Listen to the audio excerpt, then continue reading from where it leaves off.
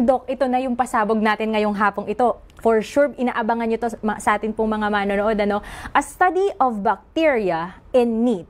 According to Dr. C.E. Roderick, a bacteriologist of Battle Creek Sanitarium and Hospital, recently made an extended study of the bacteria of meat and of the fresh droppings of the animals. Pag sinabi nating droppings, excuse lang po sa atin po mga nagme-merienda o kumakain, ito po yung nilalabas ng katawan natin. Dumi ang tawag dyan. Yes, dumi. So sabi po dito, specimens of meat were purchased from 7 different markets. The bacteria were found identical with those found in fresh manure. And in several instances, the bacteria in meat exceed in number than those of the fresh manure. So Doc, didiretsohin na po natin. Doc, ilan ba ang bacteria ng oyster? Katulad na lang ng 3,400,000 per gram.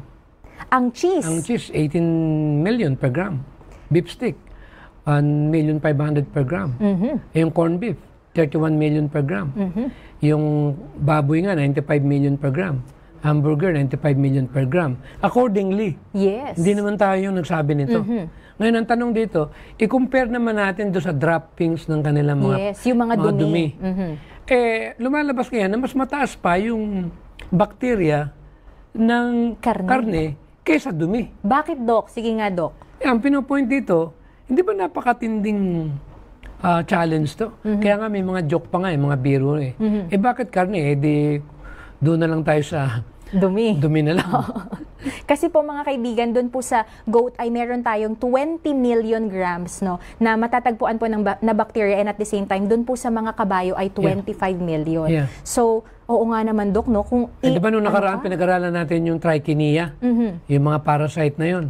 Yung pala lahat ng yan, merong, ito pa isang pag-aaral, isang pumasok lang sa isip ko. Hindi ko lang dala kung saan nanggaling to Okay, Doc. Kasi matagal ko na nile-lecture to. Itong bakterya na nakukuha sa hayop, nabubuhay sa katawan ng tao. Pero yung bakterya na nakukuha sa prutas, sa saging, sa talong, pag nakain mo yan, namamatay sa katawan ng tao. Kaya wala kang problema. Yung peace of mind. Ibig sabihin feel free. Na meron palang kakayanan ng katawan para patayin yung uod o bakterya ng prutas at gulay.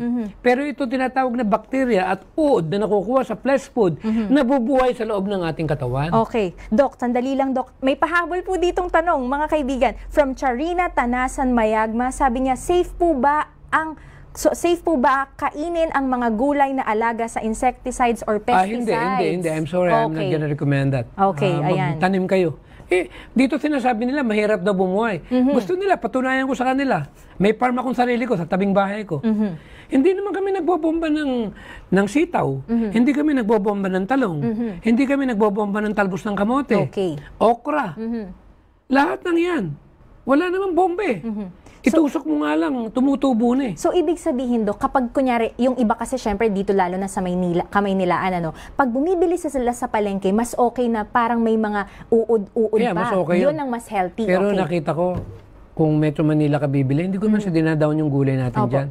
Kung nanggaling dun sa mataas na lugar, inaamin naman nila, gumagamit sila ng pesticide binobombahan Balita nga, hindi nga raw kinakain nila yung tanim nila At ang nangyayari, nagtatanim sila ng pangkain nila. Kawawa naman tayo mga Pilipino.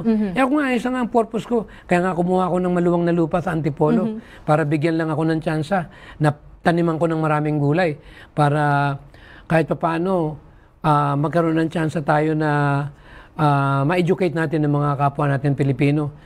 At yan ang purpose natin kung bakit tinuturuan natin sila nito. Ayan, salamat, Doc. Ang dami po nating natutunan ngayong hapong ito. Bato-bato sa langit. Ang tamaan wag magagalit. Walang personal to.